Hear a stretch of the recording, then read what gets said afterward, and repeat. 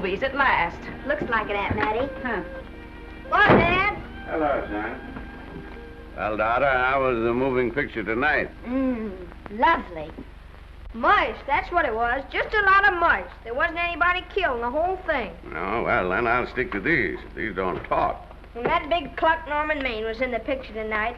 Never does anything but kiss a lot of girls. Norman Maine is one of the best actors in pictures. You and your movies, that's all you think about. You shouldn't be allowed to go to him at all if you're asking me. Too bad I was so busy in the kitchen. I didn't hear anybody asking you. Hello, Granny. Hello, darling. But of course, no one ever listens to me. They do if they're within 10 miles of you. Gadding around picture shows. House all cluttered up with movie magazines. And the other day, I caught her talking to a horse with a Swedish accent. Now, sis, we're only young once, you know.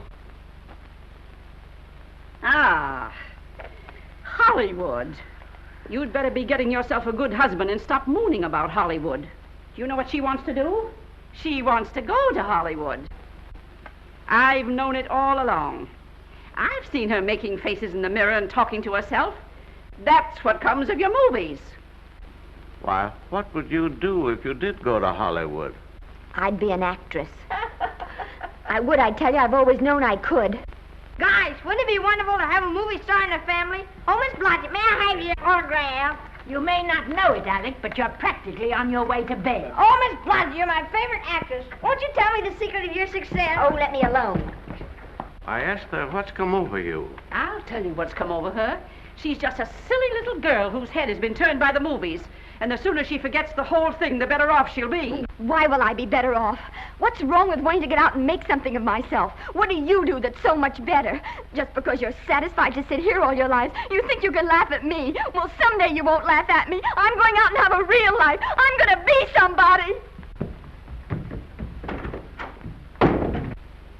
You know, if it was spring, I'd say give her a good dose of sulfur and molasses. I thought I'd find ya. Oh, stop that. Now, stop crying. That isn't going to do you a bit of good. Oh, I'm crying because Aunt Mattie and Alec make me so mad. Oh, Alec and Aunt Mattie. Fiddlesticks. They're not important. You're the only one that counts. Esther, everyone in this world who has ever dreamed about better things has been laughed at. Don't you know that? Oh, I suppose I do, But there's a difference between dreaming and doing. The dreamers just sit around and moon about how wonderful it would be if only things were different. And the years roll on and they grow old. And by they forget everything, even about their dreams. Oh, I don't want to be like that. I want to be somebody. Oh, yeah. You want to be somebody. But you want it to be easy. Oh, you modern girls give me a pain. When I wanted something better, I came across those plains in a prairie schooner with your grandfather. Oh, everyone laughed at us as they did at all the other pioneers. They said this country would never be anything but a wilderness. We didn't believe that. We were going to make a new country. Besides, we wanted to see our dreams come true. Oh, Granny, it must have been wonderful. It was wonderful. But don't you think for one single minute that it was easy, Esther Blodgett. We burned in summer and we froze in winter. But we kept right on going and we didn't complain because we were doing what we wanted to do. Can you understand that? Yes, I can. Could you do it? Could you do it even if it broke your heart? Because remember, Esther, for every dream of yours you make come true, you'll pay the price in heartbreak. Oh, I know what I'm talking about. You may not believe it, but I was a young girl once. And a very pretty young girl. A lot prettier than you are. And I was in love with your grandfather. And when some Indian devil put a bullet through him, I felt as if it had gone right straight through my heart, too. And I remembered all he taught me. And I went right on. I buried him out there in that wilderness with my own hands. And I went right on that same day. And I kept right on going, even when your mother was born. Oh, Granny, I want to make it worthwhile.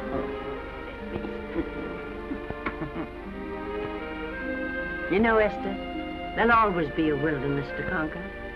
Maybe Hollywood's your wilderness now. From all I hear, it sounds like it. But if you've got one drop of my blood in your veins, you won't let Mattie or any of her kind break your heart. You'll go right out there and break it yourself. That's your right. Here. Oh, here. Stop that nonsense. Here. Take this and go to your Hollywood. Oh, I can't take your money. Well, why not? It's your savings. Well, I was only saving up for my funeral. Now I don't think I'm ever going to die. Oh, Granny, how can I ever thank you? By giving me your word of honor that you'll never tell a living soul where you got that money. I promise. Remember, if you do, I'll have you arrested for robbing me.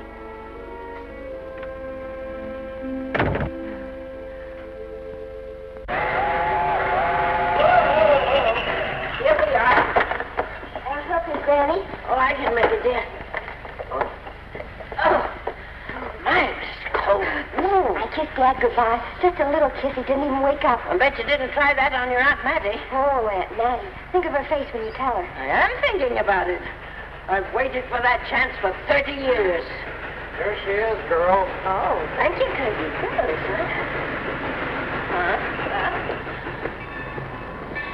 Well, come on. Here's your prairie schooner.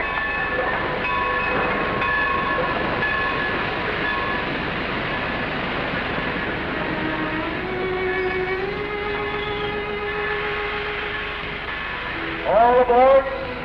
Oh, Granny. Go on. Goodbye, Granny. Goodbye. I'll be waiting for you in those movie pictures. Don't tell Mattie. You know, my eyes are not as good as they used to be, but my ears are all right. So you remember, talk up good and loud. All aboard. Bye. Bye. Bye, Granny. Bye.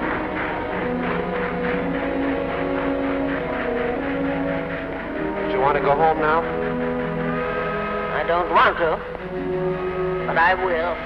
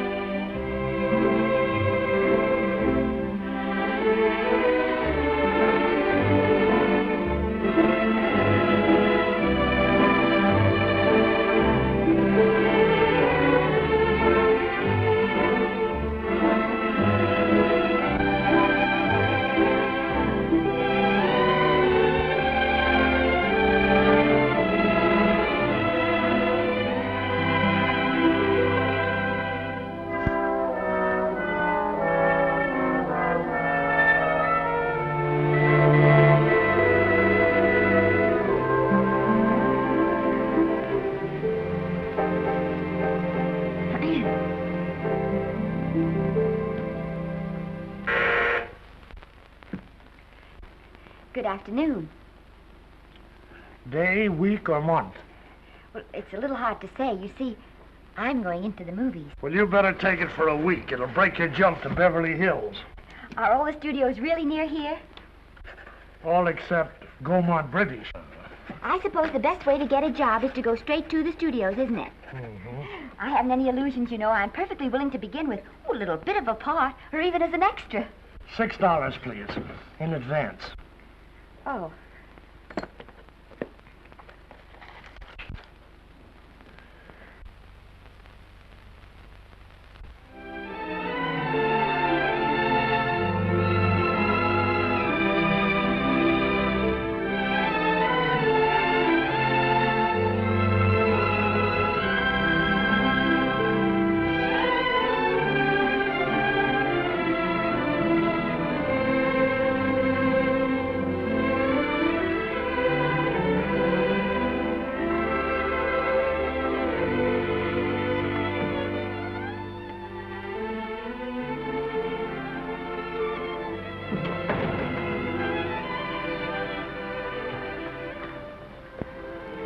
I beg your pardon.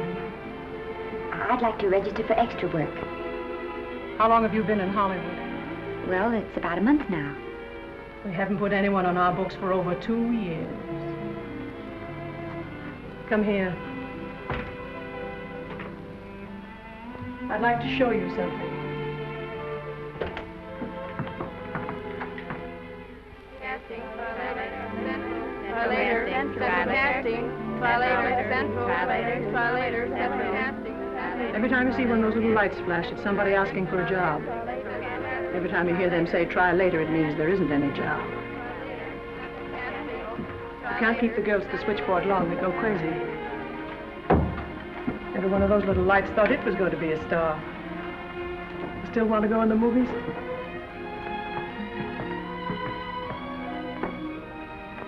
You know what your chances are?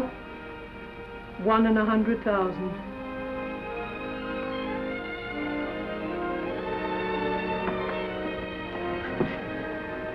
But maybe I'm that one.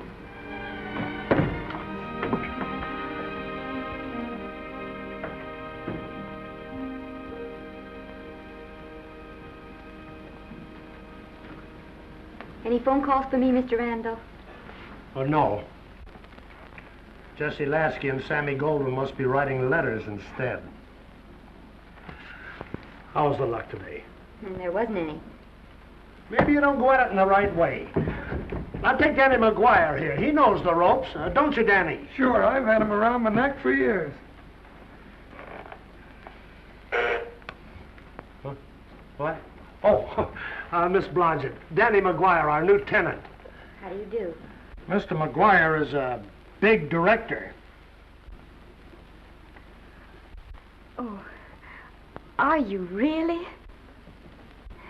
Oh, could you possibly use me in a picture, Mr. McGuire? Of course, I haven't had much experience, but I don't think that really matters if you're willing. And I Now really listen, feel lady. In the first place, I'm not a director. I'm an assistant director. In the second place, if I had any jobs to give away, I'd confer one on myself. And in the third place, you should have stayed back home in the first place.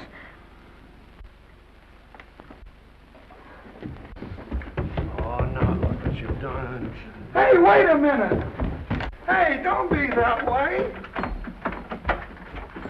Don't do that. Gosh, I didn't mean to get tough, but a guy thinks he's being kidded when somebody asks him for a job and he hasn't got one for himself. After all, I'm not a big enough shot to hurt your feelings. I'm sorry. It wasn't just that. It was a lot of things. Looking for a job every day and never getting any nearer to it. I guess I was beginning to get a little scared. I know. Lady, do I know. Well, there's only one thing to do for that feeling when you're tired and sunk and down to your last nickel. Come on and I'll buy you a drink. Well, it's not as bad as down to the last nickel. I've still got $11 left. $11? You're going to buy me a drink. Come on.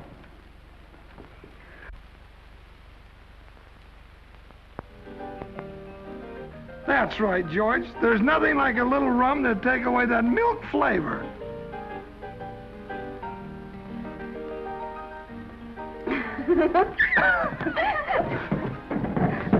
I beg your pardon. Certainly.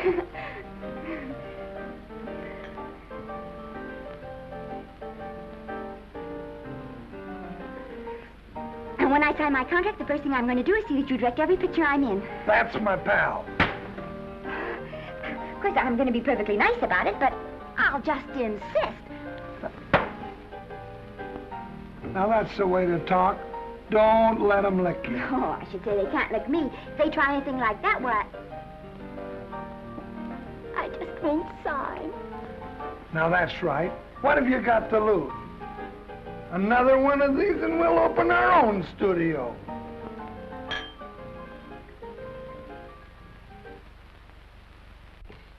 Bill rendered $24.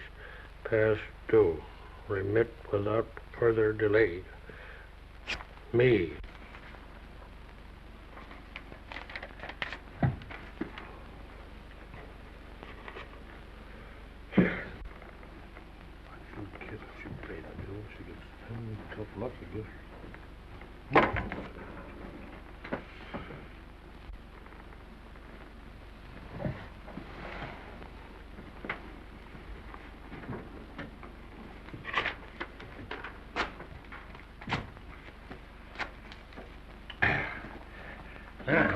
Fifth race. Tri-cap. Who's riding tri-cap?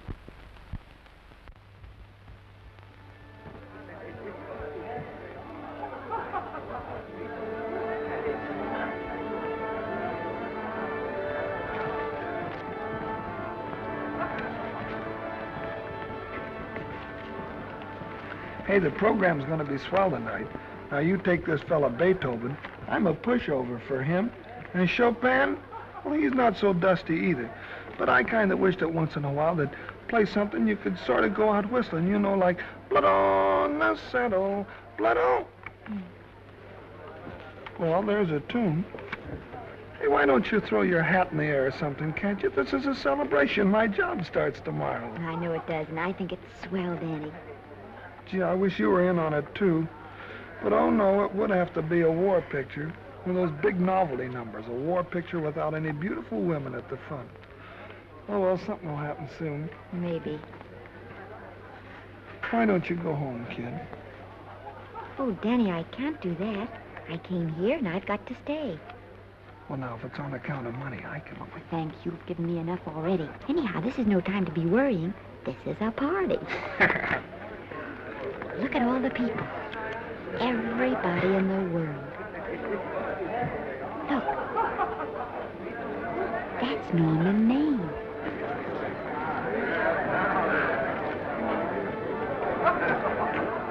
And he seems to have had that one extra cocktail.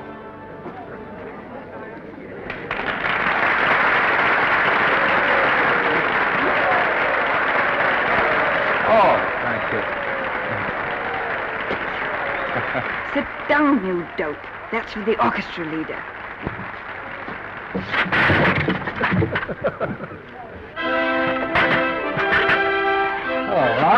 Hello, Norman. Oh, Mr.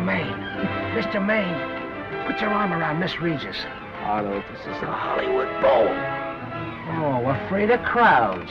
Go on, get out of here. What's the matter? You getting too big to bother with photographers? Don't want any pictures taken now. Oh, is that so? Well, supposing I take it anyway. If you do, I'll shove that brownie number 2 of yours down your throat. Thank you, Mr. Mayor. Stop it! Stop it! Stop it!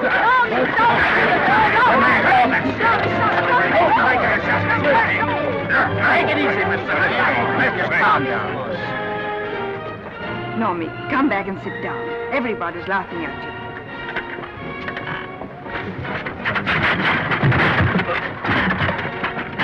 All right. Hi, Norman. Is he always like that? Well, I suppose he has to sleep sometime. Oh, and he's so wonderful on the screen.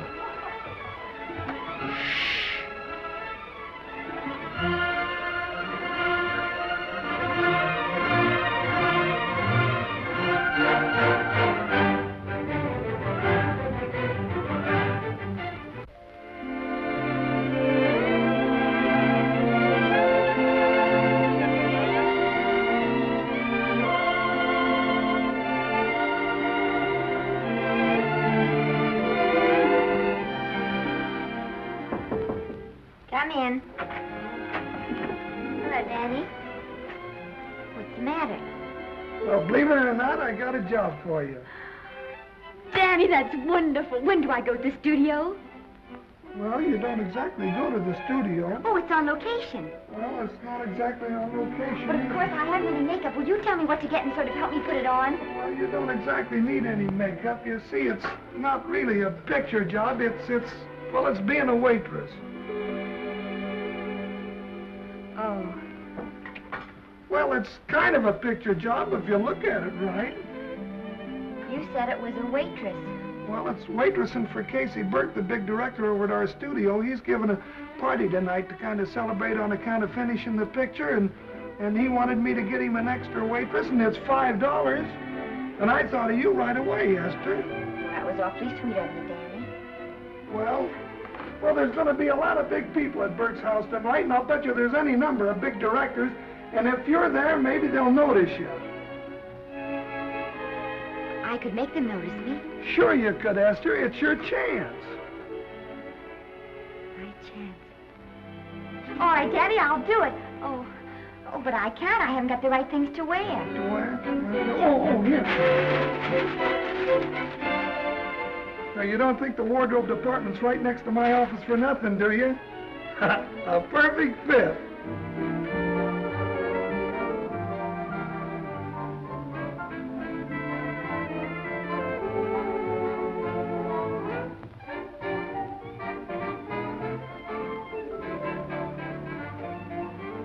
Did you get to the preview last night? I did. Would you like a little hors d'oeuvre? They are very nice. Oh, thanks. Well, what did you think of the picture? They should have saved it for Thanksgiving. What a turkey.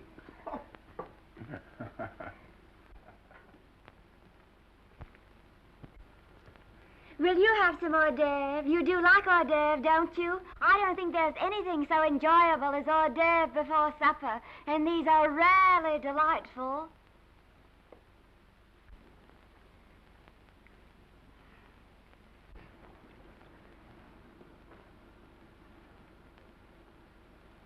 And at the finish, the kid turns around and sings the lullaby to its mother. Pardon the big boys, but would you like a little hors d'oeuvre? They say they're the best in town. Don't tell me. I know. Mae West. That's a great twist. But where are you going to find a 2-month-old baby that can sing?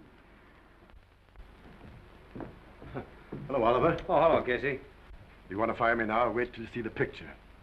I'm not a director anymore. I'm a male nurse. What's the matter with the picture? A guy by the name of Norman Maine. His work is beginning to interfere with his drinking. Oliver, don't tell me I'm to direct his next picture, too. Mm-hmm. You were my favorite producer. Now, wait a minute. You just go right on with your directing. I'll take care of these stars. I know how to handle them. I had a serious talk with Norman after that Hollywood boat occurrence, and you don't have to worry any more about his behavior. Excuse me, Mr. Niles. Mr. Libby of your publicity department is on the telephone. He says it's most important, sir. It's about Mr. Maine. Thank you. Oh, it's probably just some little thing. Of course, Oliver. I'll turn on the radio and see if they've called out the National Guard yet. Hello, Libby. What's the good word? Mr. Norman Maine, America's Prince Charming, was apprehended driving an ambulance down Wilshire Boulevard with a siren going full blast. He explained he was a tree surgeon on a maternity case. Well, will it be in the papers? No, it won't be in the papers. But that's a nice, expensive hobby of yours, keeping Mr. Maine's informal entertainments out of the public press. Oh, that's fine work, Libby. Try and see that no one gets to Norman. He's probably home sleeping it off. Oliver. Yeah. Why can't you forget those dopes at the studio for one night? Business, business all the time. I don't know what's going to become of you. Norman! Why didn't you call for me? I'll bite, darling. Why didn't I call for you? In case you've forgotten, I was supposed to come here with you. Oh, that's all right. I got here without any trouble. The only reason I don't slap your face. Yes, darling, I know. Hello, John. Oh, hello, man. What's the matter with Oliver? He looks as if he'd had bad news.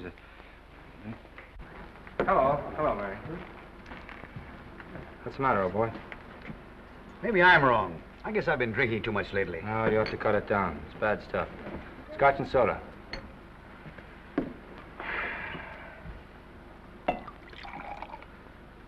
Come on. The word, you know, is pronounced when. Bad dialogue, Oliver. I'd rather not watch this. You know best. Soda. Thank you. Oh. Go ahead and say it. I've got it coming to me. Don't make it tougher on me, Norman. I don't want to stand here and preach, but take a look at my side of it. I'm trying to make pictures with you. I know. Costs are going up and the grosses are going down. No, it isn't that. I've made lots of money with you, and I can afford to take a loss. But I hate to see you going the way of so many others. Why don't you get Lloyd's to insure you against me? You can't get insurance against a man forgetting who he is. You're a great star, Norman, but there's nobody so big that he can afford to have people refuse to work with him. Who doesn't want to work with me? You... Quiet. Listen, I know plenty of people who do. Yes, and so do I. But your real friends can't stand seeing you start to fall apart. What do you mean by that? The first signs are always the same. Not being able to remember your lines. Cameraman struggling to cover your hangovers. And all because you have to have a good time. Every day and every night. Listen, I've warned you for a long time, Okay, Norman. Oliver, you're a swell guy. You won't lose any money on me. I'll promise you that. I'll be ready for the curtains when the time comes. When it does, here's my epitaph. And now I think I'll, have a little drink. Scotch and soda.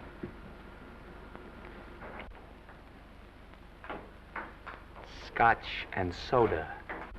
Oh.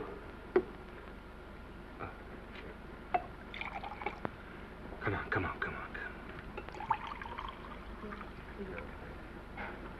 A little soda? Caviar? No, thank you. Yes, pardon me.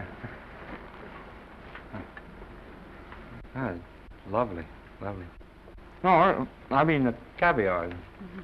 No, don't go away. I'm starving. Really. Which would you take? Well, I don't know. Don't you know? Oh, I don't know either. It's hard to choose. Well, I think I'll take caviar. Mr. Maine doesn't care for any more. Do you know me? No. No, Normie doesn't care for any more. I think I shall get very drunk indeed.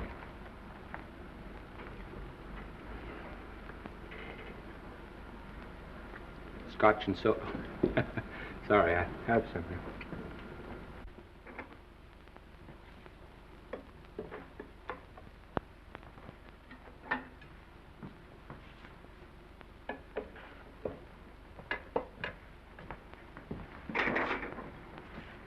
Oh. Mind if I help?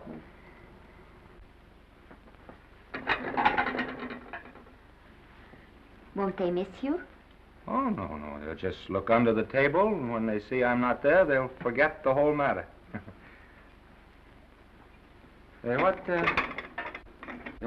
your name? Esther Blodgett. My name's Maine. I know. You do?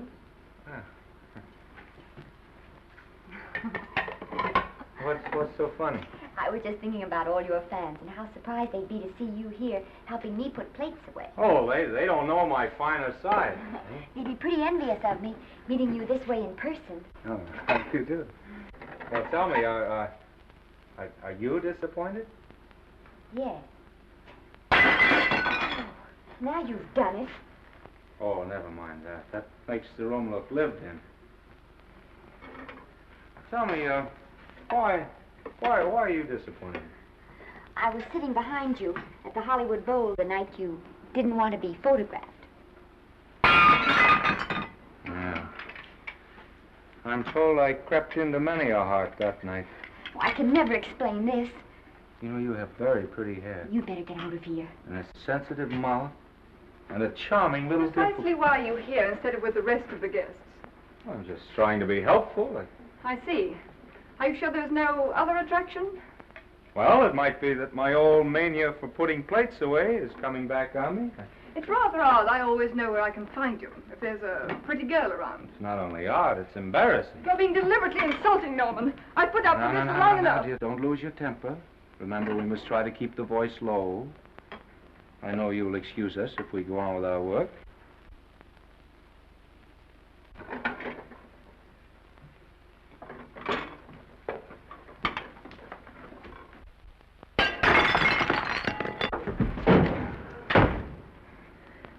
Now see what you've done.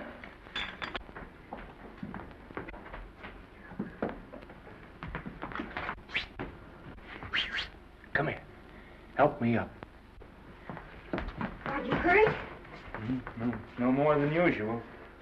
Come on, the wolves are on us. We gotta get out of here. Oh, I can't. The dishes aren't finished. Oh, yes, they are.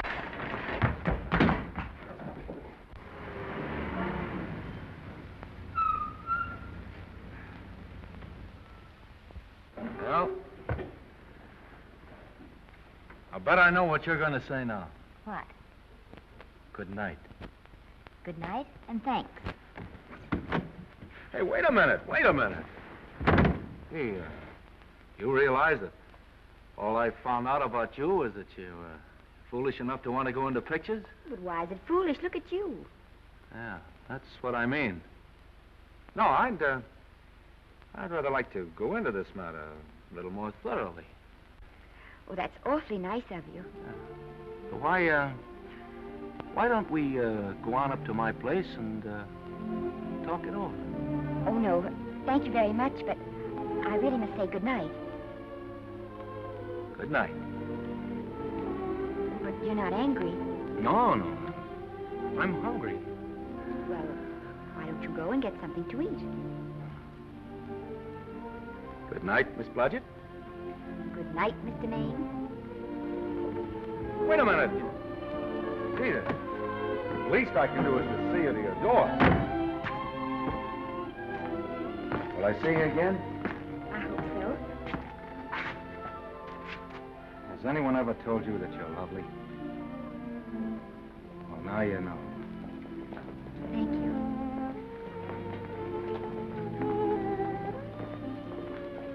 This is hard to say, but I want to say it anyway. You know, on the screen, in private life, you know.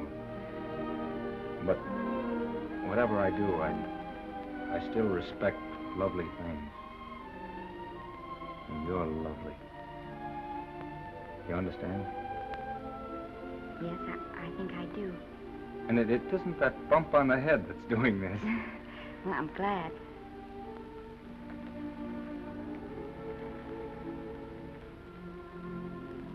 Good night. Good night.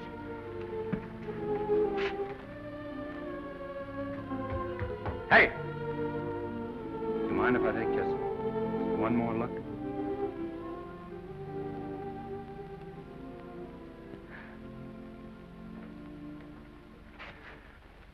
Go away. Quite impossible. I wouldn't even consider it. No.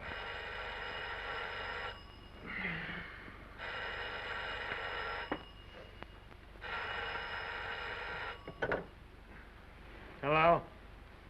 Who is it? Who? Norman? What have you done now? You're not in jail, are you? Oh. Yes, I see. Oh, it's that again. I see. She's beautiful. Yeah, I know. You want me to give her a screen test? Yeah, certainly. She's got wonderful possibilities. Oh, you know she's got something. Well, you knew all the other ones had something, too.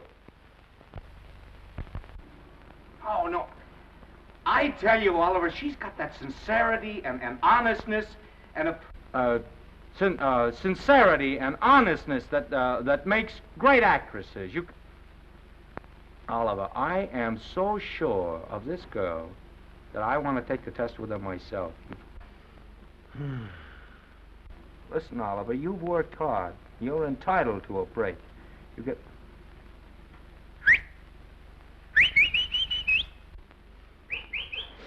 Yes, I heard you. Anything.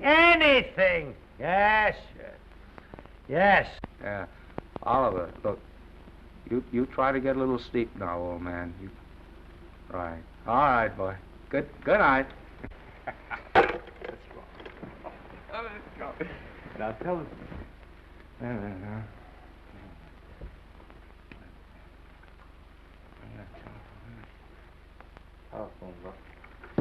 Telephone book.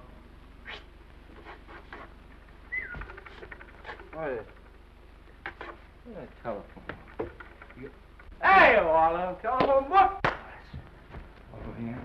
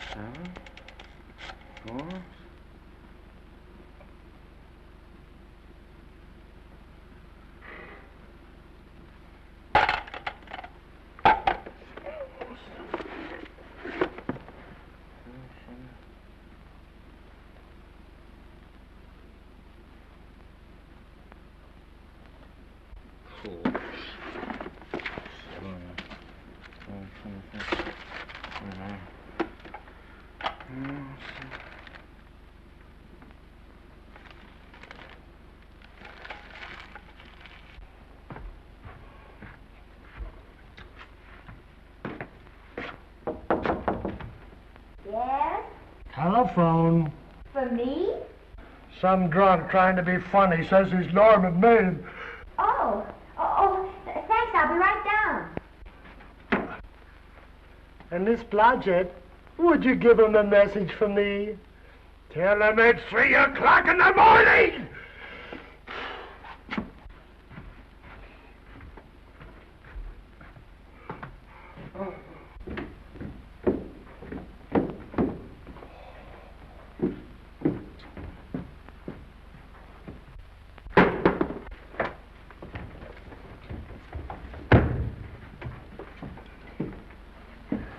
Hello? What?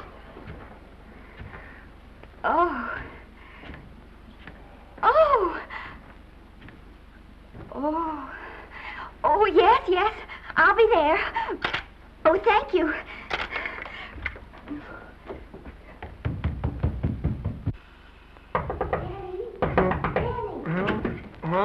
Daddy, what do you think? I'm going to take a test tomorrow, and Norman Main's helping me do it.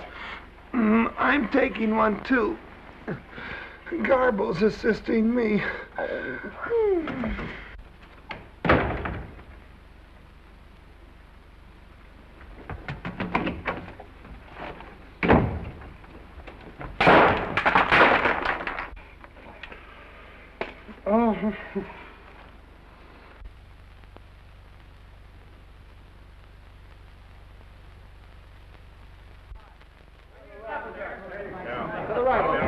Move that Gobo in.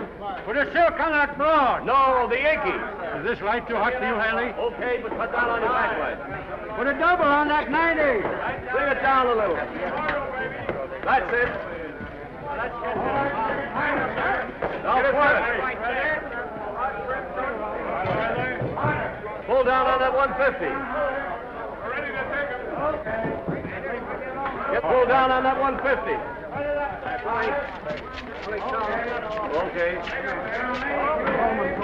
Come here and get this thing. Run it here. Run it.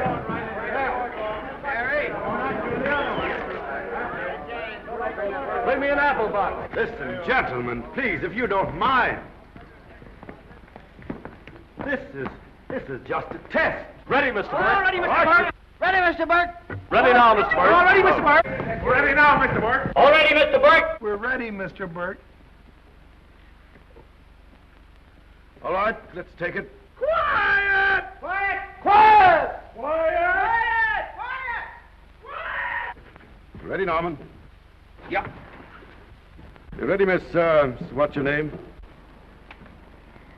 You'll soon know your name, Esther. The whole world's going to know it. But I'm so scared.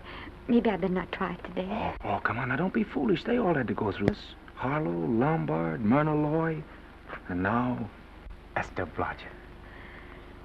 All right. I'm ready. This is the take. Roll 'em. Quiet. Hey!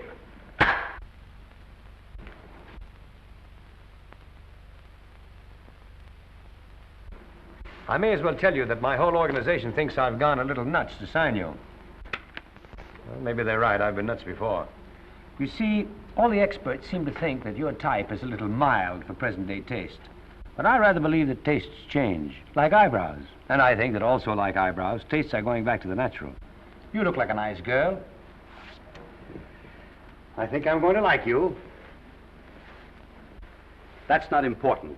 I think the public will like you. That is important. Oh, yes. I see what you mean. I mean, I know it is. Only don't think it's going to be easy. Nothing you really want is ever given away free. You have to pay for it. And usually with your heart. Someone else told me that once. But you still have to work it out for yourself. Oh, well, all this is just a long way of saying, I'm glad you're with us and good luck to you. And now I'm going to turn you over to our demon press agent, Libby. Don't let him frighten you. He has a heart of gold, only harder. And for the love of Pete, learn to close your mouth and keep it closed, even in your love scenes.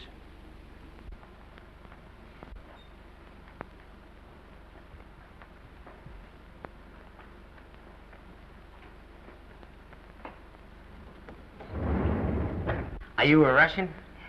No, I was born in Fillmore, North Dakota. Oh, no. First saw light of day in a mountain cabin, a trapper's hut, high up in the Rockies. Go on. Well, I always wanted to be an actress. Dreamed of footlights as Lonely Kitty. Are you sure there's no Russian in your family? Positive. That's a shame. Well, what does your father do? He's a farmer. Social registerite father. Fed up with hypocrisies of 400, sought wilderness for consolation. There amidst the mountain flowers, he raised another blossom. His lovely little daughter. What's your name? Esther Victoria Blodgett.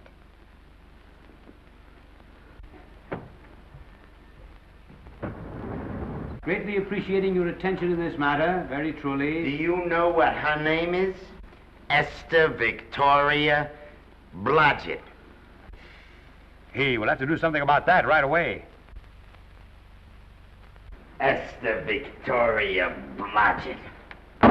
Well, that Blodgett's definitely out. Let's see, Esther Victoria, Vicky. How about Vicky? Oh, I think that's terribly cute. Let's see, Vicky. Vicky what? Vicky, pronounced Vicky. See, Esther, Besta, Sesta, Desta, Festa. Oh, that's very pretty. Jester, Hester, Desta, Lester. Vicky Lester. Oh, I like that. Say it. Vicky Lester. Say it again. Vicky Lester. Say it again. Vicky Lester. Say it. Vicky Lester. Say Vicky Lester. Vicky Lester. Vicky Lester. Vicky Lester. Vicky Lester. Flash. Oliver Niles Studio discovers new starlet, a Cinderella of the Rockies. Her name is Vicky Lester. Those who have peeked tell me she couldn't be more Devine. The face of an angel and such natural talents. Her voice is a symphony. Her very walk, they tell me, is enough to drive men mad. Not that way. Get the lead out of your feet. Lift them up.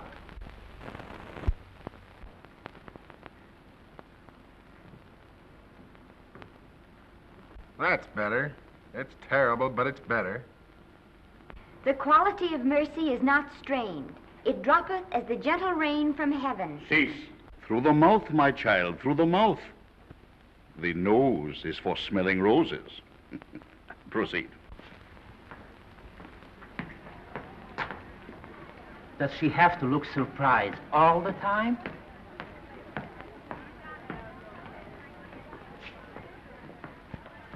Anyway, it's just a rough sketch. Pretty small mouth, eh? Oh, well. Give her that Crawford smear.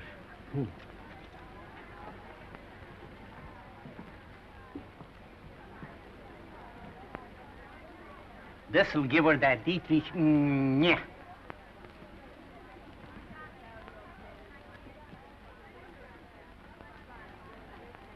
We're on the wrong track. She still looks surprised.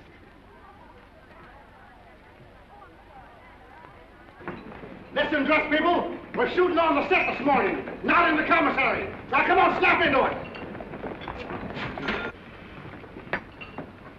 Acme Trucking Company? No. Mr. Smith is not in.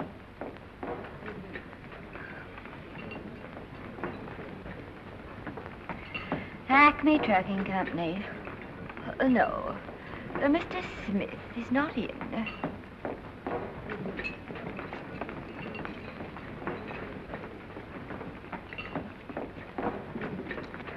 Good morning. What can I bring you, Mr. Maine? That just shows how long you've been here. Mabel, bless you. How soon are you and I going to be married, huh? I don't know. You'll have to ask my mother.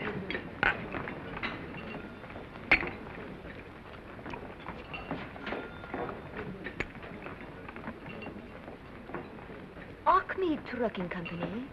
No, Mr. Smythe is not in. Acme Trucking Company? No, Mr. Smith is not in. Acme? No, Smith ain't in.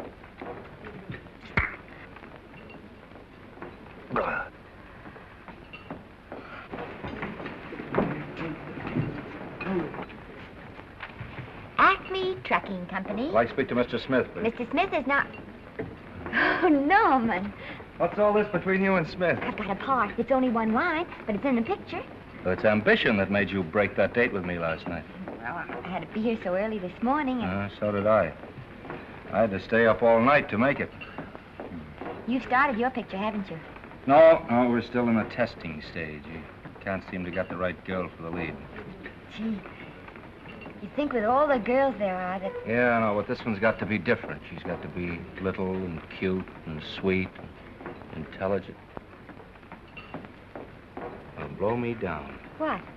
Well, close my tired old eyes. What is it? Hold everything. Come on. Come on.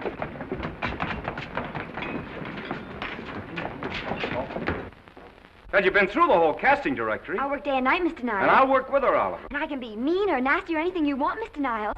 If she clicks, Oliver, you've got a star overnight. Okay.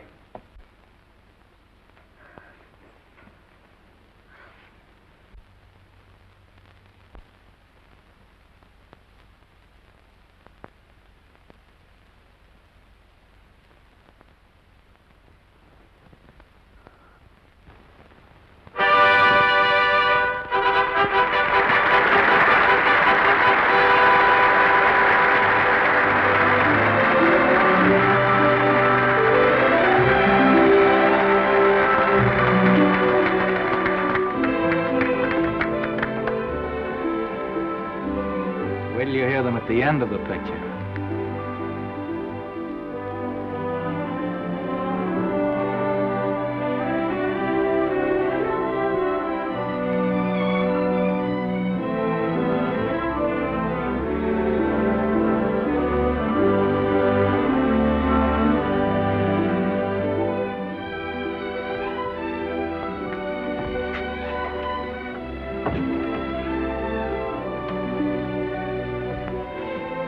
Do you think we were noticed? By no one. They're much too busy playing at croquet. I've loved you all my life. But we only met 2 days ago. That's when my life began.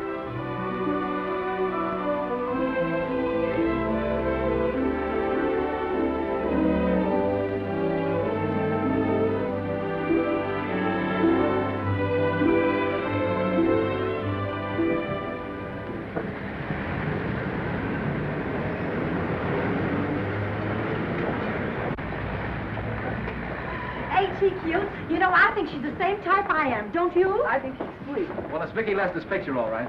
I think she was much better than he was.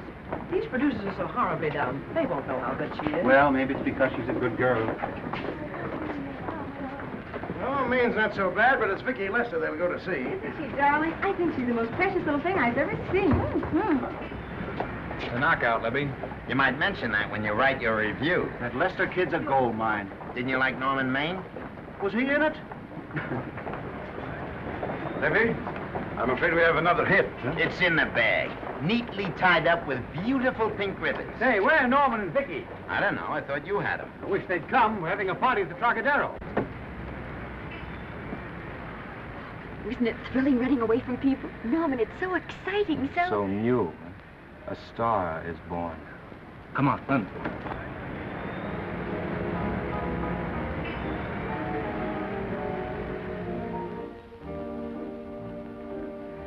It's wonderful, isn't it? A crazy quilt. Oh. It's a carpet that's spread for you. It's all yours from now on, you know? Come, Esther. You're a success. You'll have everything in the world you want. I hope it'll make you happy. Hasn't it you? But then there was one thing I never had. Lots of times I told myself I'd found it, but I always knew I was lying. Still, I never stopped looking for it. Maybe it'll come. Well, I think it has come, Esther. I only wish it went too late. Oh, but it's not too late. No, you can't throw away your life the way I've thrown away mine and have anything left that's good enough. No. You can. Norman, you can. You mustn't tell me that, Esther. I'm so afraid that I'll believe it.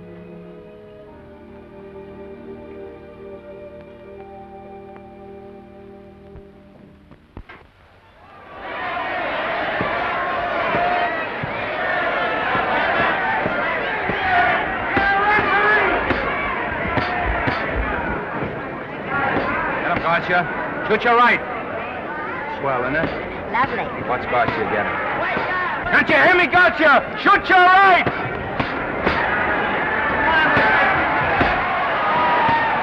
He's down! Gotcha got him!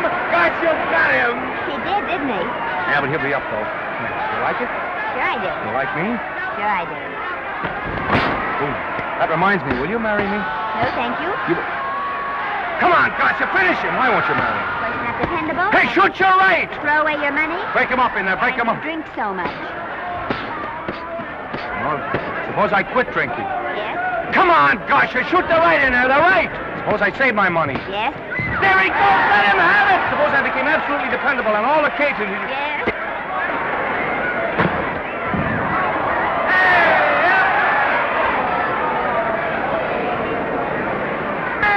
Gotcha! He's got him! He's got him!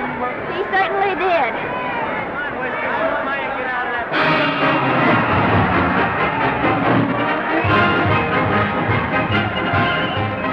Gee, that's a beautiful fight. Norman. What, dear? Falls after me if I said I'd marry you? No, certainly not. I was just supposing.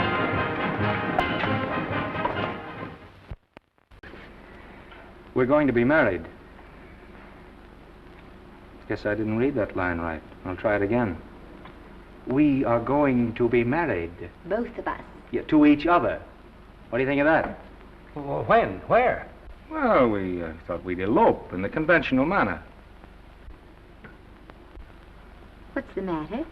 It's trying to decide whether it's good for the studio. Is it? It is. And bless you, my children. When's it going to happen? Oh, we thought we'd just sneak out sometime. We're not telling anyone but you. Listen to this. The screen's ideal romance blossomed into breathtaking reality today when Vicki Lester and Norman Maine, America's dream lovers, slipped quietly through the portals of holy matrimony. How does it sound? Horrible. But you see, we're going to elope. Sure you are. It'll be the biggest elopement this town ever saw. We'll get a tie-up with the Army, have you escorted all the way down to Yuma by 20 of their new bombing planes. Is he going with us?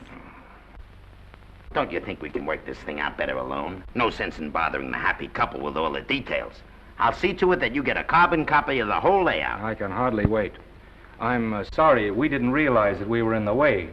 While you're settling the details, you don't mind if I take this woman out and buy her a ring, do you? Sure, go ahead. We want everything legal. That's a charming match. A nice girl like Vicky. And public nuisance #1. Now, wait a minute, Libby. Norman's all right. And if you'll pardon my pointing, Vicky's business is her own. It doesn't require any comments. I wasn't making any comments. I just said it was a rotten shame. Now, go ahead and plan the elopement. Oh, that elopement stuff is out. You can't get any scope in that. We're going to have a wedding. Where'll we have it? Customary place, I believe, is a church. Nah, it's been done. This has got to be something big. The beach. I can visualize it. The bridesmaids in bathing suits. 20,000 Santa Monica school children spelling out the word love. It's a novelty, but is it big enough? Why not the city hall? A police escort of every motorcycle cop in town. Sirens screaming, confetti pouring out of buildings like the Lindbergh reception in New York, only on a big scale. What's the matter? Isn't it big enough? And now if any man can show just cause why these two may not be lawfully joined together, let him now speak or else hereafter forever hold his peace. Do you, Alfred Henkel, take this woman as your lawful wedded wife? Will you love, comfort, honor, and keep her in sickness and health as long as you both shall live? I will. Do you, I beg your pardon. Do you, Esther Blodgett, take this man as your lawful wedded husband? Will you obey, serve, love, honor, and keep him in sickness and health as long as you both shall live? I will. Place the ring on her finger. Hurry, please. Now, by virtues of the power invested in me as Justice of the Peace of San Bardo Township, County of Los Angeles, I pronounce you man and wife.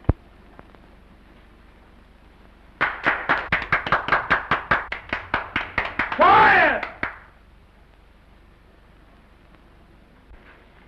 And now I must exercise my prerogative of office.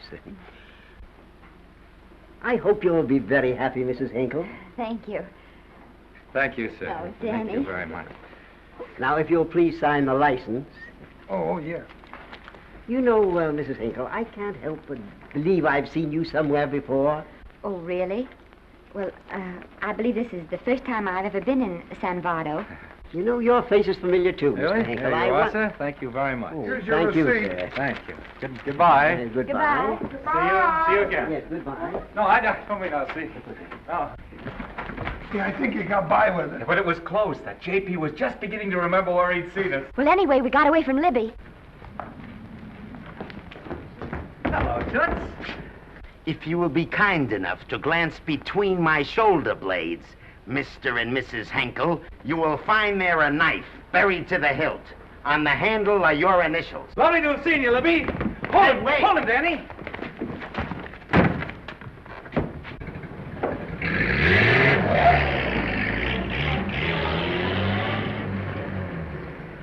There go a couple of rats I raised from mice. Well, they got a right to get married, haven't they? I haven't got any right to double-cross the public, and I haven't done it yet. Hey! People versus Porky Washington, who is charged with violating Section 600. Young man, you're in contempt of court. Operator, get me the Los Angeles Tribune. I've a good mind to put you under arrest. Wait till I make the score. You wait, too. Tribune, give me the city desk. Johnny, this is Matt Libby. I got a flash for you. Norman Maine and Vicky Lester were married at 2:30 this afternoon. Vicky Lester? Court recess.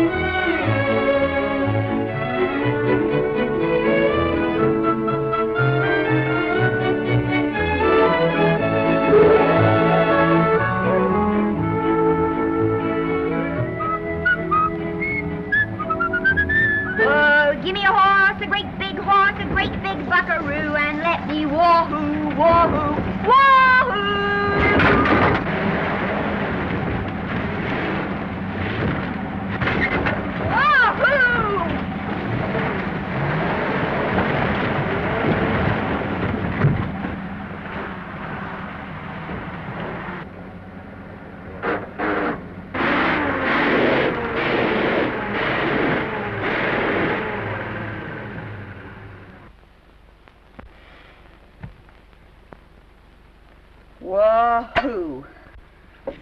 Hey, wahoo. I don't want to sound immodest, but I think I've stripped a gear. Well, sit down, won't you, and let's get acquainted. We'll probably be seeing quite a bit of each other from now on. Well, might just as well break the ice now as later.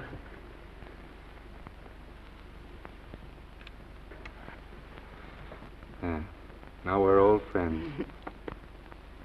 Say, have I got time for a shower before dinner? Plenty, if you can find a shower. I never can remember where that thing is. Does it pull out or slide under? Here, I think I can find it. No, it's the linen closet. Here it is. Nice work. Oh, half the time those things are just luck. I'll see if I can disinfect this steak.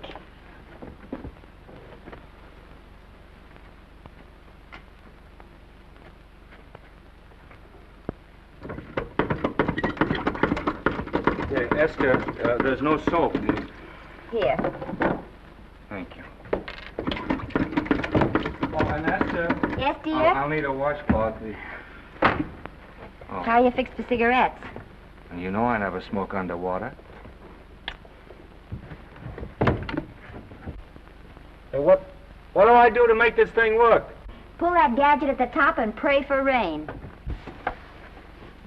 Well, I can't reach it. I can't get my hands up. If you've gone in there with your arms down, you'll never get your bath.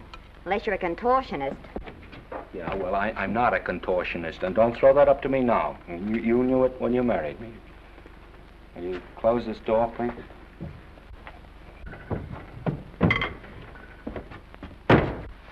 Thank you.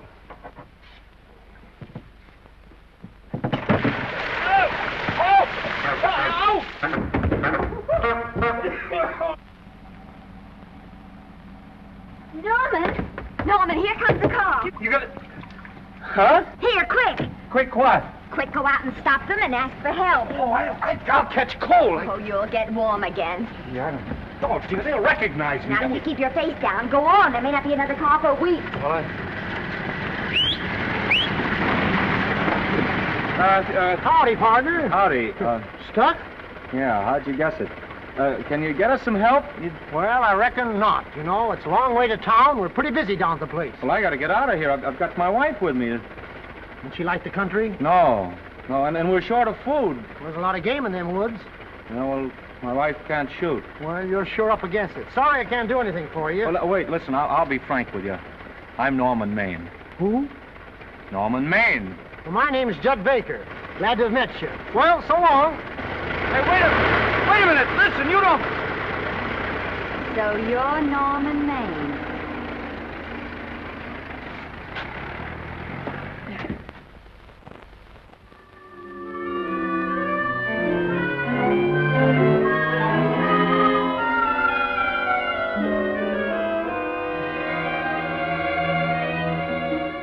I got my prestige to look out for.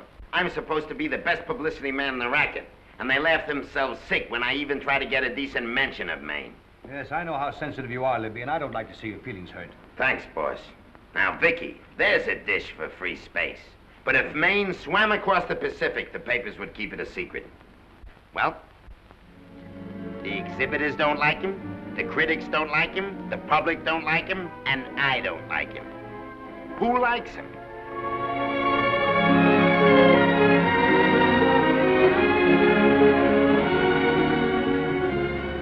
Oh, but darling, this is almost too much of a surprise.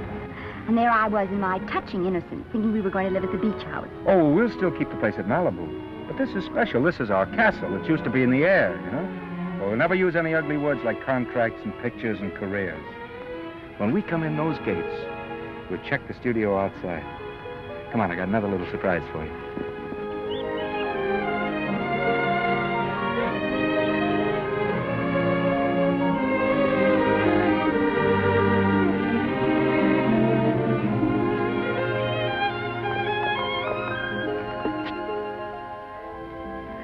Oh, Norman, it's lovely. So are you lovely. The whole world's lovely. Hey, hold it!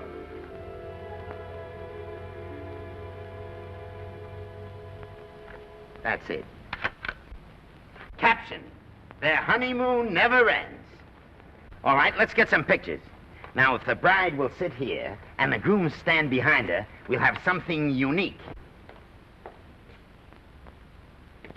Now let's go after something different. You sit down and she'll stand up. Pretty radical, isn't it? Yeah, but in a nice way. Okay, Otto, fire.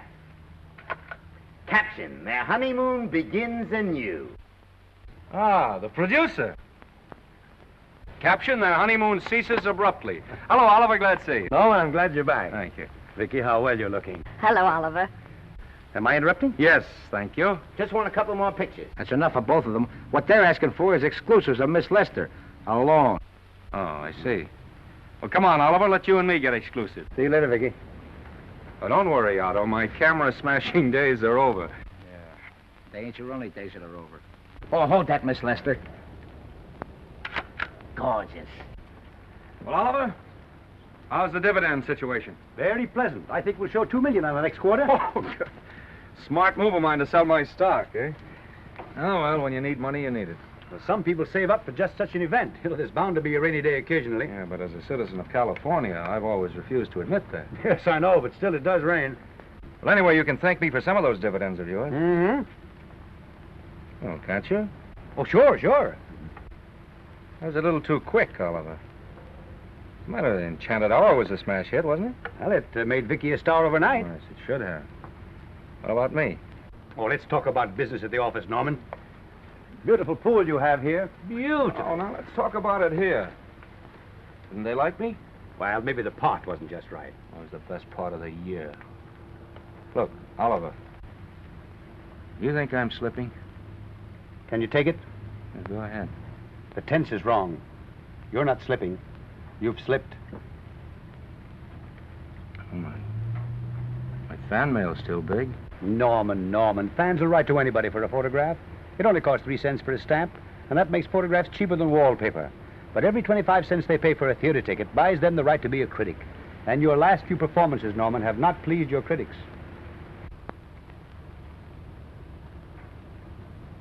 You remember I told you I'd be ready for the curtains when the time came? Here it is. Let's call off the contract, no hard feelings. We're not quitting, either of us. There's no explaining these things. We've all seen how the public turns. Maybe we can turn them back. I've got a swell script lined up for you. About Esther. If you think that I'm going to get in her way... Well, as a matter of fact, as it happens, there's no part in this story for her. I'd more or less planned to star her in a picture of her own, with that young Pemberton opposite her. He's coming along nicely. Good for young Pemberton. All right, Oliver. We'll make a try at it. Let's hope it's not too late.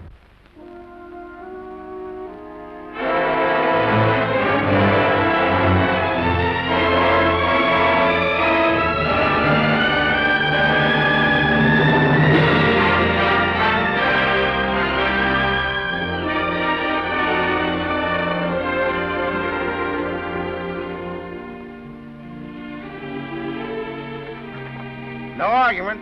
I'll buy those. Huh. The screen's most finished actor. I'll say he's finished. He keeps them away in droves.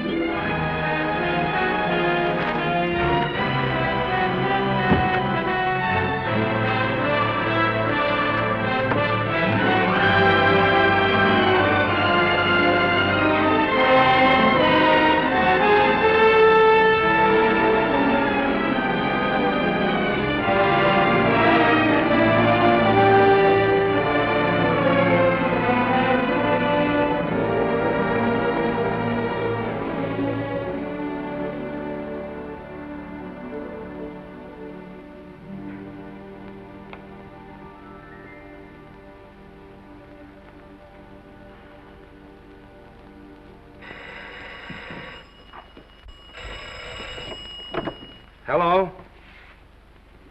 No, Miss Lester isn't home as yet. No, I'm not the butler. But I can take a message just as well as he can, honest. Oh, is that you, Norman? Swell. Listen, Norman, This is Artie Carver. Hiya, kid. Swell. Say, I hear you're through with Oliver Niles. Is that on the level? Oh, please, Artie. I'm not news anymore. Forget it. Say, what kind of a settlement did you make on your contract? Give me a figure so I can do a story on it. There was no money involved. We just called it quits. Okay, I'll fill in my own figure. Say, by the way, I've been trying to get an interview with Vicky for 2 weeks, but she's always busy. How about you giving an old pal a break by speaking to her for me? Sure, I'll ask her. Swell. So long.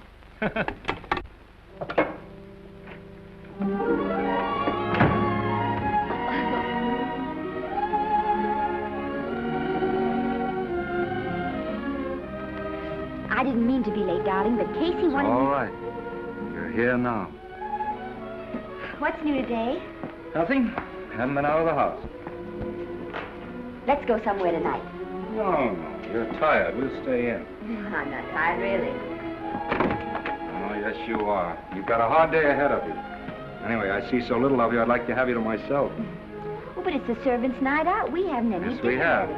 I fixed a little snack with my own lily white hands.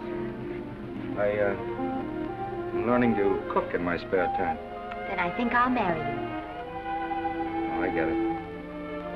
You want to make an honest cook of me, huh?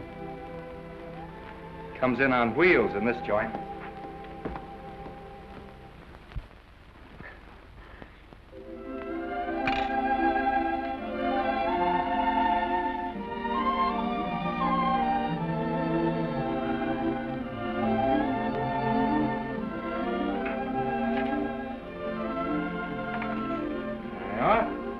How's it look?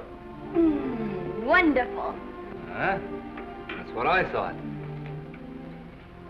Now then, don't be formal, just pitch in. Yeah?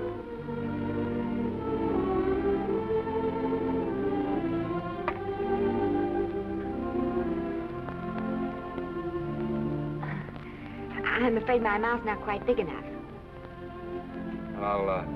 I'll measure it next time and make them to size. A little hard to lift, too. In fact, I think I'll take those measurements right now.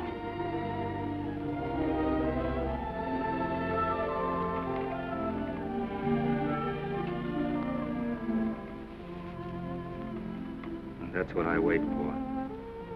All day. That's why I rush home without even changing my costume.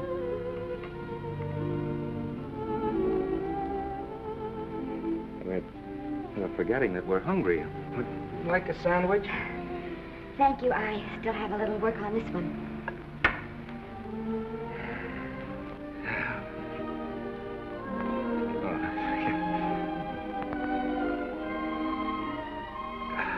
Norman, will you unhook my dress? I can't breathe. You know, all the time I thought it was the kiss that made you breathless. A lot of hooks, huh? Uh-huh. Why don't you have a zipper?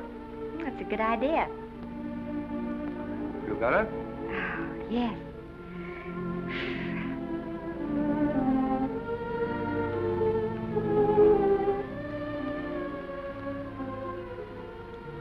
Don't look now, but I think that guy on your left is in love with you. I hope so.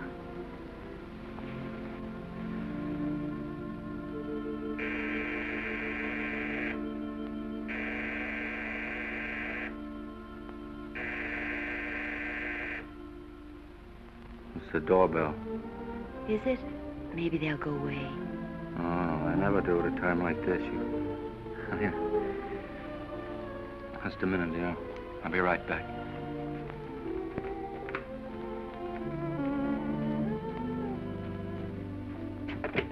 Does Vicky Lester live here? Yes. I got a package for her. I'll sign for it. Who are you? I'm her husband. Oh, sure. Sign right here, Mr. Lester.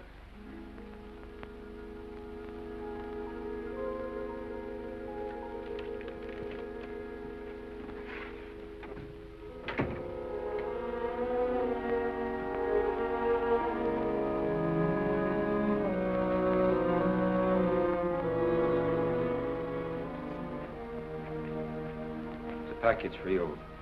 Oh, by the way, I forgot to tell you, they want you for a benefit to Shrine Auditorium next Wednesday night. I told them I'd ask you. And, Oh, darling, I don't want to hear about that now. Well, you better wait till I finish before I forget them all. The Academy dinner secretary phoned. She wants to know if you want a table reserved for you. Oh, yes, Artie Carver called and asked if I'd use my influence with you to get him an interview. I told him I'd try. That was all, I think. Oh, Norman, let's don't talk about those things now. We're forgetting the wonderful food you prepared. Well, I'm not very hungry now. I think I'll fix me a little drink, But, Norm...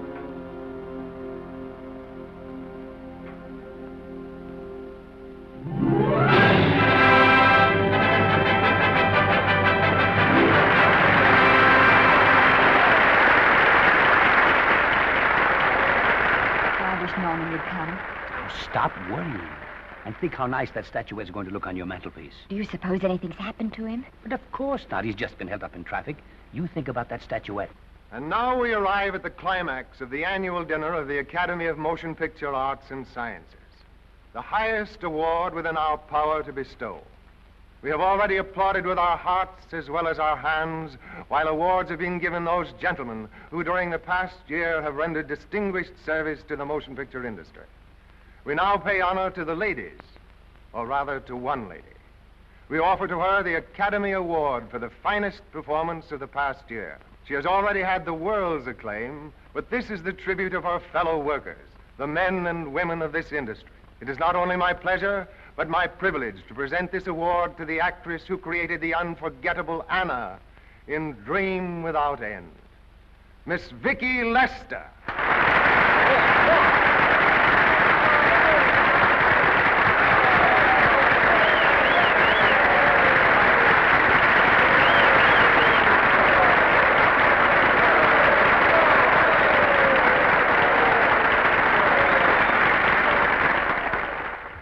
What more can we say, Miss Lester?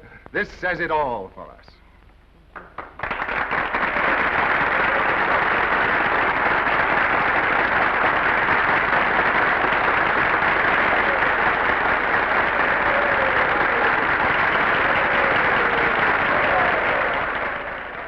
Ladies and gentlemen, when something like this happens to you, and you try to tell how you feel about it, you find that out of all the words in the world, there are only two that really mean anything. Thank you. All I can do is to say them to you from my heart. All I can do is to keep on saying them. Hey, that's fine. Oh, this thing. That's a very pretty speech, my dear. Very pretty. You said the right thing. I want to be the very first one to congratulate you on that valuable little piece of bric-a-brac. Now I want to make a speech. Gentlemen of the Academy and fellow suckers, I got one of those once for a best performance. They don't mean a thing. People get them every year. What I want's a special award, something nobody else can get. I want a statue for the worst performance of the year. In fact, I want 3 statues for the 3 worst performances of the year, because I've earned them. And every single one of you that saw those last masterpieces of mine knows that I've earned them. Libby, start the music. What I'm here to find out is, do I get them or do I get them? Now answer yes or no.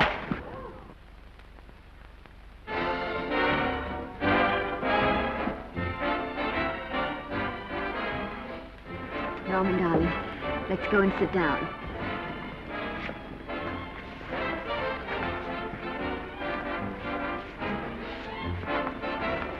Come on, Owen, sit to that. Glad to see you, Norm. Hello, Norm. Hello, Norm.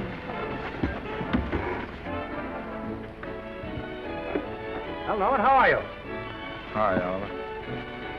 My dear, do let me congratulate you. You must be terribly proud and happy tonight. Thank you.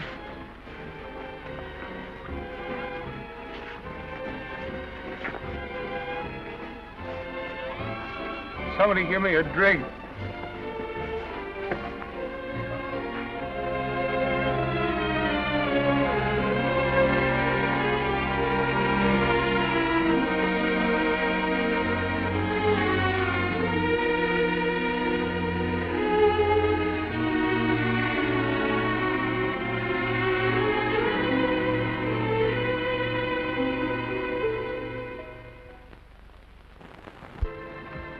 Oliver, it's nice of you to come to my dressing room. Vicky, how are you? I've missed you. Everyone's missed you. Have a nice trip. Well, a 3-month tour of the theater circuit scarcely comes under the head of pleasure. But the way they're screaming for your pictures all over the country. Miss Lester, if I may talk shop, you are a knockout. Thank you. It's good to hear that. You've been crying. A little. How's Norman?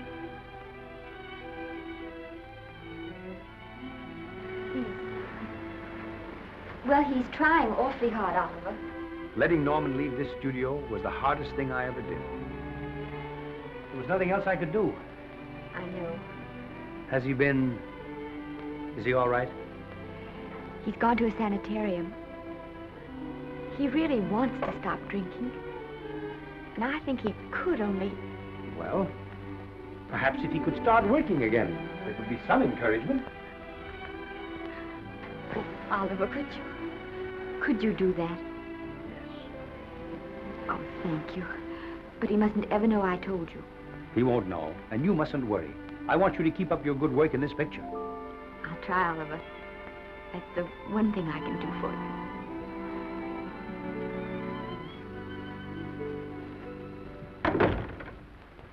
If you'll just sit here, Mr. Niles, I'll have Mr. Maine brought down. Thank you. Brought down.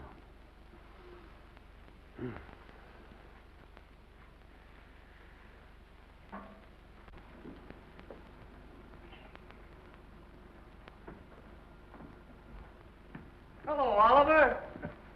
Welcome to Liberty Hall. Hello, Norman. Well, no, Mr. Niles isn't slipping me a case of scotch, Cuddles. This is just a handshake. This is Cuddles, Oliver, my social secretary.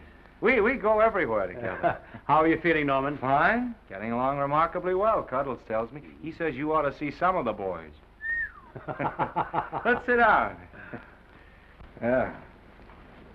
Cuddles, we really don't need you. Touching, isn't it? Can't bear to have me out of his sight. Are you comfortable here, Norman? Comfortable. It's positively luxurious. They even have iron bars in the windows to keep out the draft. How much longer are you going to be here? Oh, well, I'm really cured now. I'm just staying on for an extra week or two to get in good shape, you know. After all, there's no particular hurry to return to the cameras. That's what I wanted to talk to you about. I've got a script with a fine part for you in it.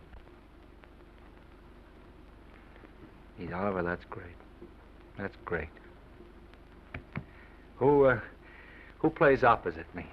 Well, it is not exactly the lead. Young Pemberton's doing that. But I tell you frankly, I consider your part better than the lead. Oh, I see. It's better than the lead. Well, of course, it isn't terribly long. But it's one of those parts that makes an impression on you. They'll be thinking about you all through the picture. Mm-hmm. Well, the thing is, Oliver, I'm pretty well set at another studio. I'm not at liberty at the moment to tell you which one. You know yourself how those things are. Of course. But it's a big picture. He's one of the biggest of the year. Mm-hmm. And the part. Every actor in Hollywood would give his teeth to play it. See. Well, that's fine, Norman. Naturally, that will tie you up for a while. But we won't get to this picture for some time. And perhaps, if you want to consider it for later on, well, we'll be... I'll tell you, Oliver, you'd better not count on me.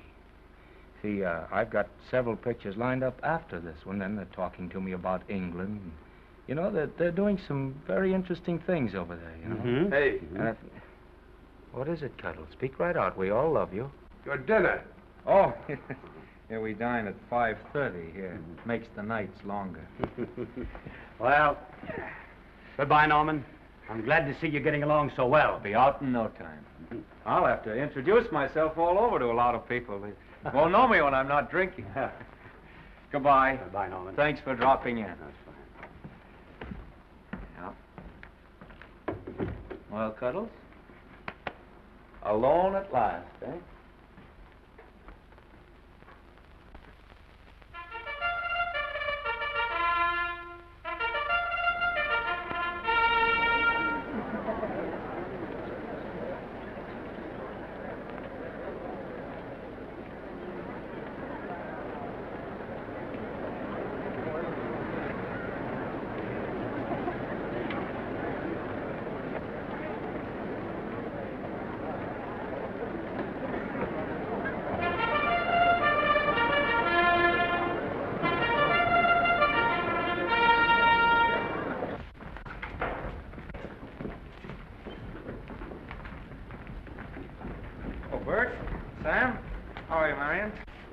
Hello. Hello. Hello, Normie. Glad to see you. How I hate to run into these has-beens. They give me the creeps. Me too. He was good while he had it. And he had it quite a while. Hello. Hello, Mr. Maine. I haven't seen you in a long time. Oh, I've been resting. Ginger ale, please. Ginger ale and what? Ginger ale and ginger ale. A new leaf? A whole new book. Thank you. Scotch straight. Hello, Libby. Why, it's Mr. America of yesteryear. Do they let you wander about now without a keeper? Oh, sure. I'm a trustee now. Didn't expect to find you at Santa Anita. What do they do with the actors while you're away? Oh, they cut them into slices and fry them with eggs.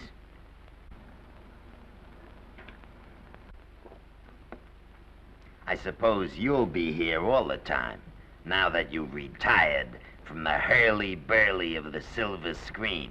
Well, we're living down in Malibu now, and pretty lonesome with Esther away working all day. Well, I wouldn't squawk about that if I were you. It's nice to have somebody in the family making a living. Oh, wait a minute, Louie. I don't want to forget that we're friends. Friends, my eye. Say, listen, I got you out of jams because I had to. It was my job, not because I was your friend. I don't like you, and I never have liked you. Nothing made me happier than to see all those cute little pranks of yours finally catch up with you and land you on your celebrated face. Where do you work, baby? Always wait till they're down, then kick 'em. I don't feel sorry for you. You've fixed yourself nice and comfortable. You can live off your wife now. She'll buy you drinks and put up with you even though nobody else will. We're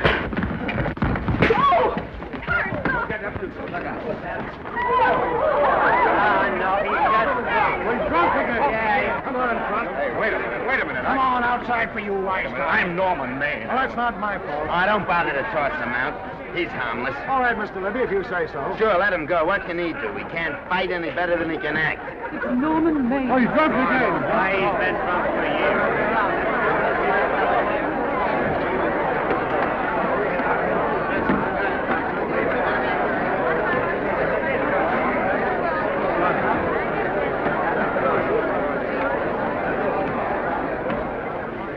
Give me a scotch. Double. Leave the bottle here.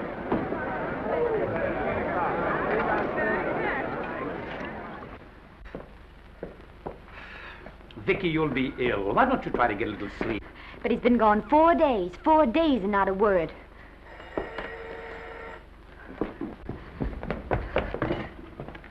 Oliver, I can't.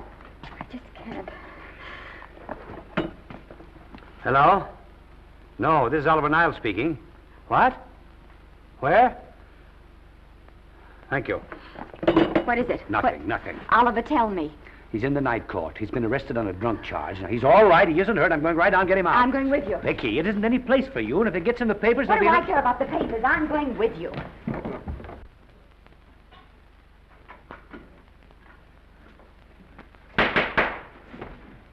Division 30, Municipal Court, County, Los Angeles, now in session. The Honorable Judge J. Barris presiding. Be seated, please. Were you able to do anything? Judge wouldn't even see me. Ready, Your Honor.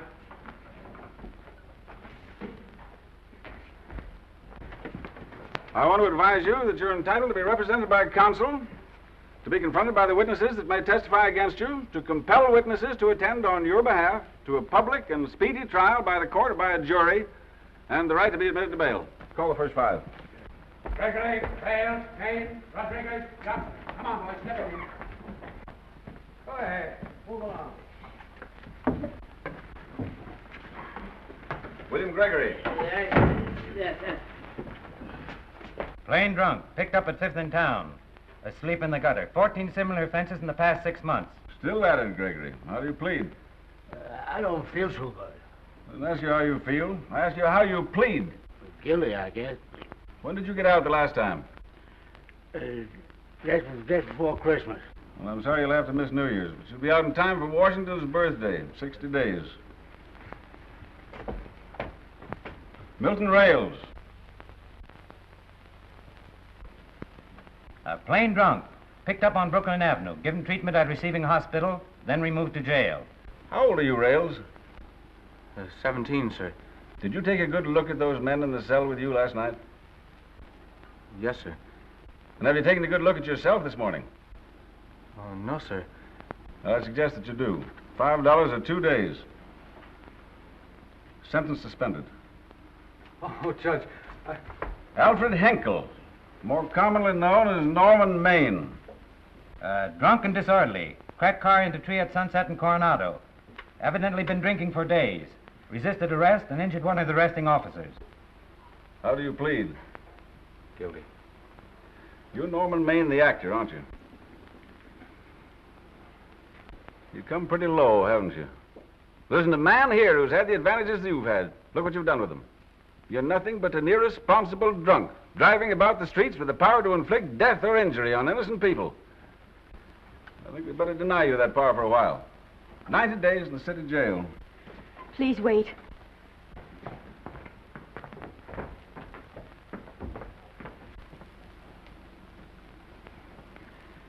I'm his wife. Yes, I recognize you, Miss Lester. Please, Judge. I promise you this won't happen again. I'll be responsible for him. If you just won't send him there. You realize that this man, when drunk, is obviously a menace to public safety?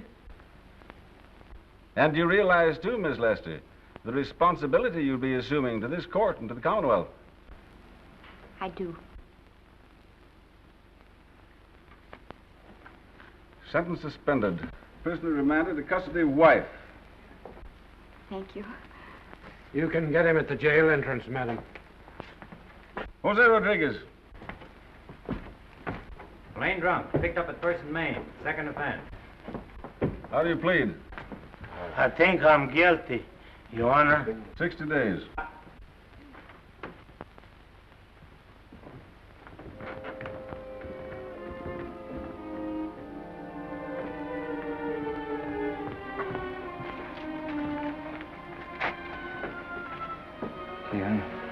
I'm so tired. Hold it, Mr. Maine, for picture. Oh, no. What about a statement for the press? Oh, no, please.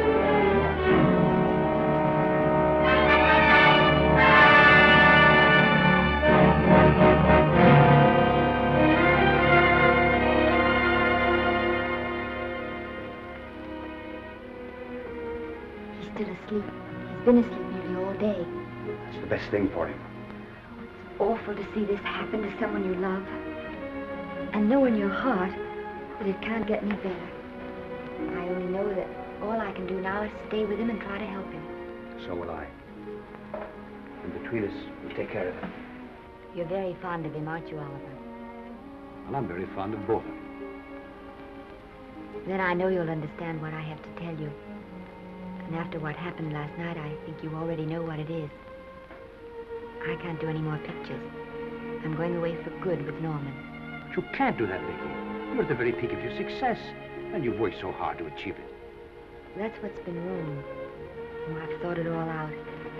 Maybe if I hadn't been away from him so much, last night and what went before, it wouldn't have happened. Oh, I know it's too late to think about that now, but it may not be too late to go away with him and start over somewhere. It's your life you're giving up, Vicky. so I can try to give Norman back his. Can you honestly tell me I'm wrong to do it? No, Vicky. I cannot honestly tell you that. Then there'll be no more Vicky Lester.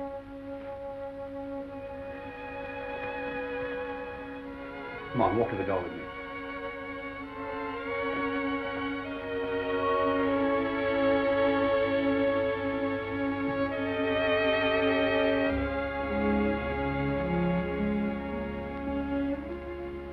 Goodbye, Vicky Lester. You were a grand girl. Good luck, Mrs. Norman Maine.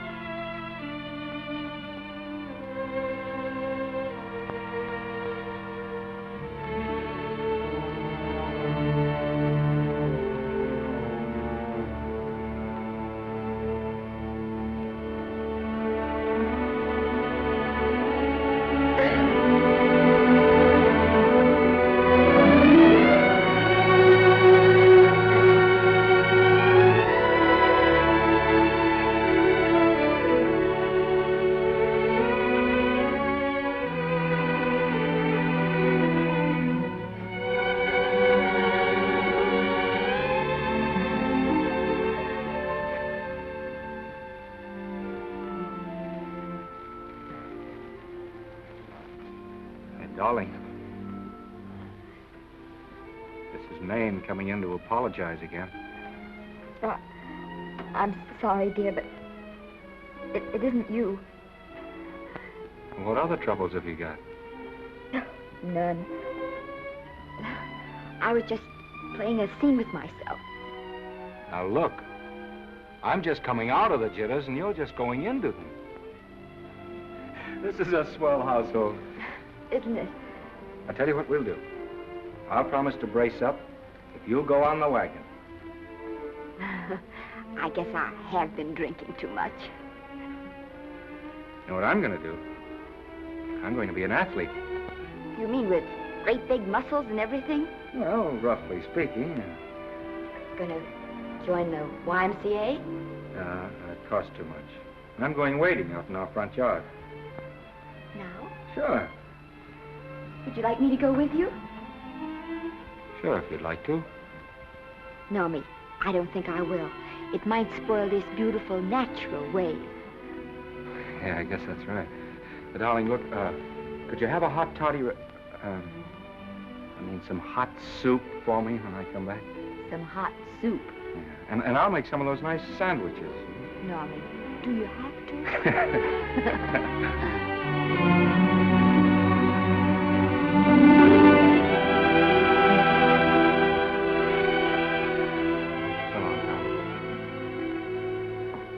Now, don't stay in too long.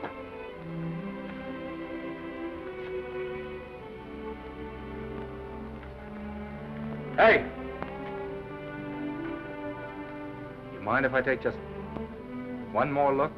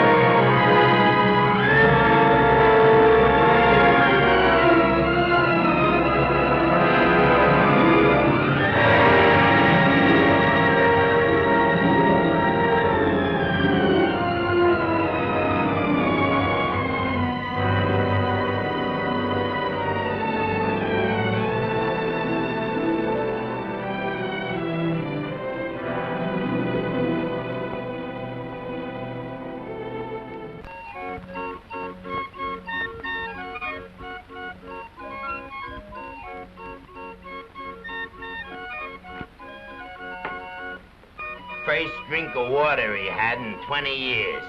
And then he had to get it by accident. Pardon me. How do you wire congratulations to the Pacific Ocean?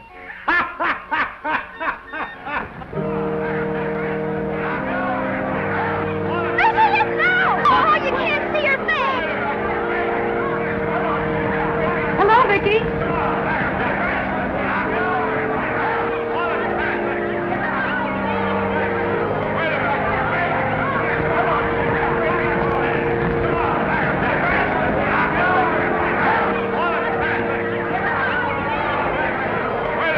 Can't you? Come on, Vicky, let's see your face. Vicky, will you sign my book for me? Write Mrs. Norman May. Don't you care, Vicky. You get over it.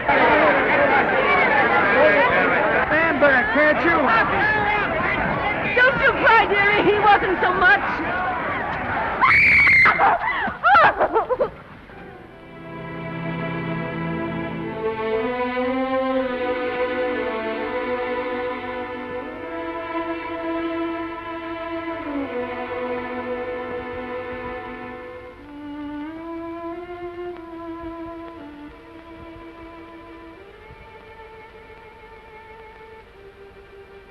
Do you mind if I take just one more look?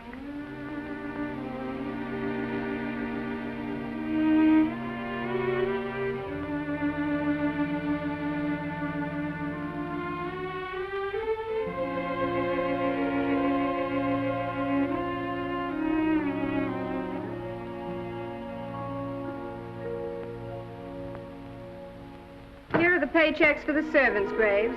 You'll find a very nice bonus in each one. Miss Lester asked me to thank you for your kindness and service. If there's anything I can do for the little lady, I should be glad to do it. She would appreciate your attending to the closing of the Beverly Hills house. Put down those trunks. Put it down, I say. Well, where is she? In the bedroom. Who are you? Oh, I'm her grandmother. Get out of the way.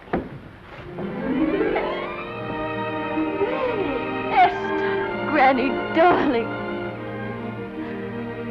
Oh, I'm so glad to see you. What made you come? Oh, I know when I'm needed. Now get out of here. Go on, get out of here, all of you. I want to talk to my granddaughter alone. I came just as quickly as I could. But I'm going home. I sent you a wire yesterday.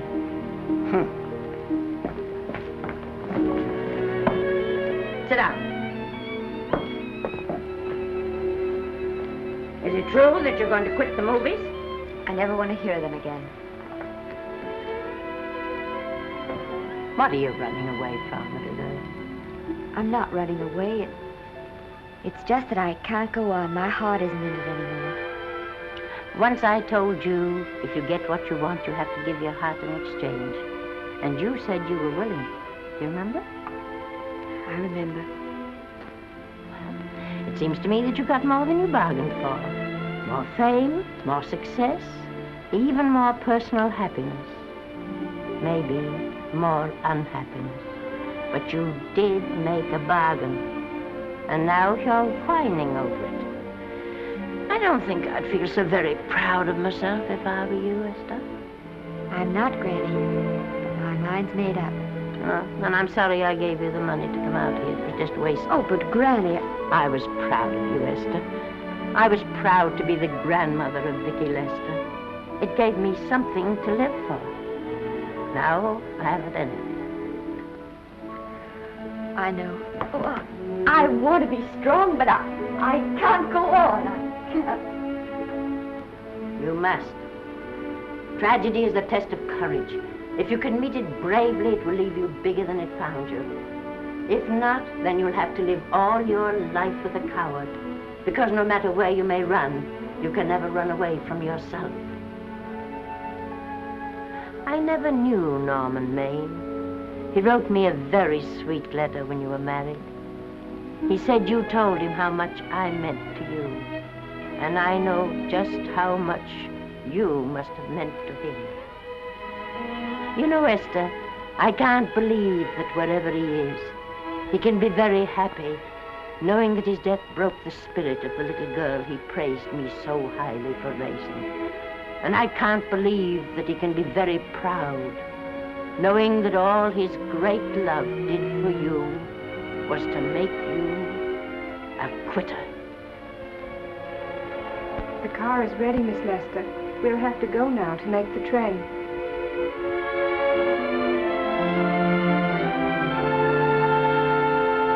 Put the car back in the garage.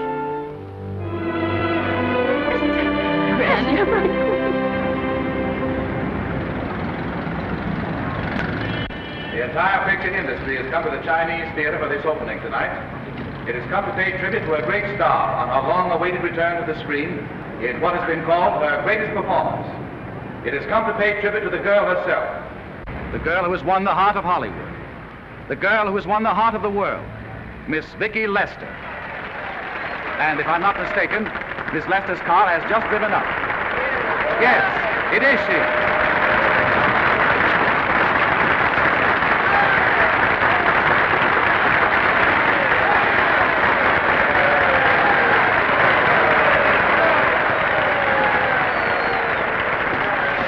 This doesn't scare you too much. I scare very slowly, young man. Big smile, folks, please.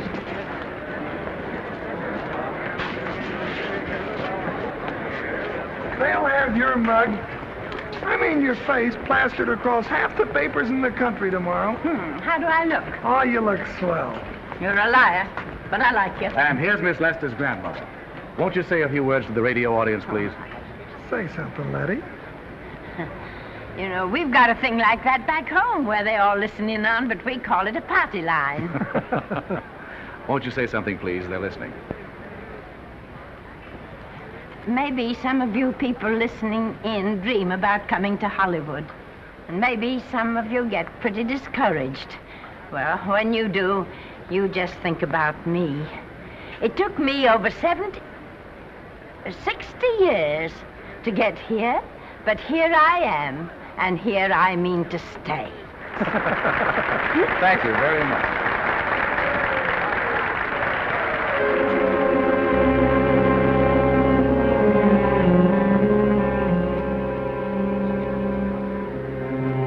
Miss Lester. This microphone is on an international hookup. Throughout the world, your fans are hoping that you'll say a few words to them.